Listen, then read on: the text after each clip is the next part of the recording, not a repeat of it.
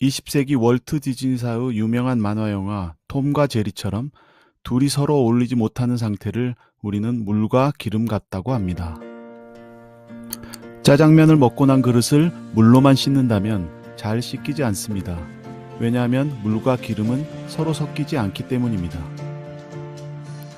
그릇을 깨끗이 씻기 위해 필요한 것을 세제 또는 비누라고 하며 이런 것들을 모두 계면활성제라고 합니다. 그럼 간단한 실험을 통해 물, 기름, 비누 사이에 어떤 일이 일어나는지 보겠습니다. 여기 기름, 물, 비누가 있습니다. 기름을 물에 부어 보겠습니다. 당연히 기름은 물 위에 떠 있습니다. 이번에는 흔들어 섞어 보겠습니다. 역시 기름은 물에 뜨고 섞이지 않습니다. 하지만 여기에 비누를 넣고 다시 흔들어 섞어 보겠습니다. 기름이 물에 녹아 들어가 완전히 섞여 버렸습니다. 비누는 어떻게 해서 기름을 물과 섞이게 했을까요? 비누 분자는 성냥개비 모양을 하고 있는데 성냥개비의 머리 쪽은 물과 친한 성질을 가지고 있고 성냥개비의 꼬리 쪽은 물을 싫어하는 성질을 가지고 있습니다. 이러한 두 가지 성질이 공존하는 분자 구조 때문에 비누가 기름이 있는 물에 들어가면 머리 쪽 친수기는 물속으로, 꼬리 쪽 소수기는 기름 쪽으로 향하도록 재배치되고 흔들어 섞으면 기름 입자를 소수기 쪽으로 감싸버리게 됩니다. 그렇게 되면 물과 친한 친수기 쪽만 노출되어 물에 섞일 수 있게 되는 것입니다.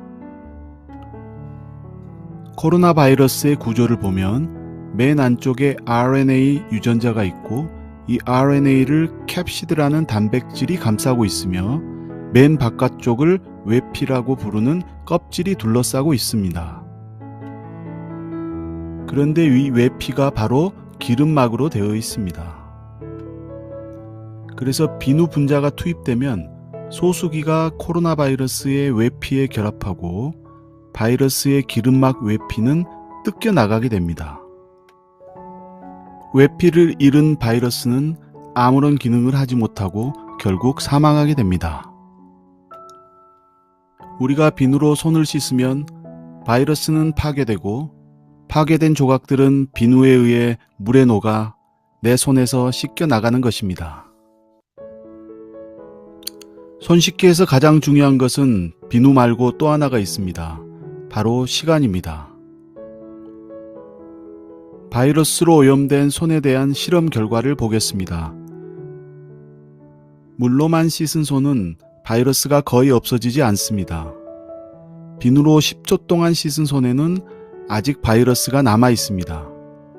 비누로 20초 이상 손을 씻으면 바이러스는 깨끗이 씻겨 나갑니다. 여러분 꼭 기억하십시오.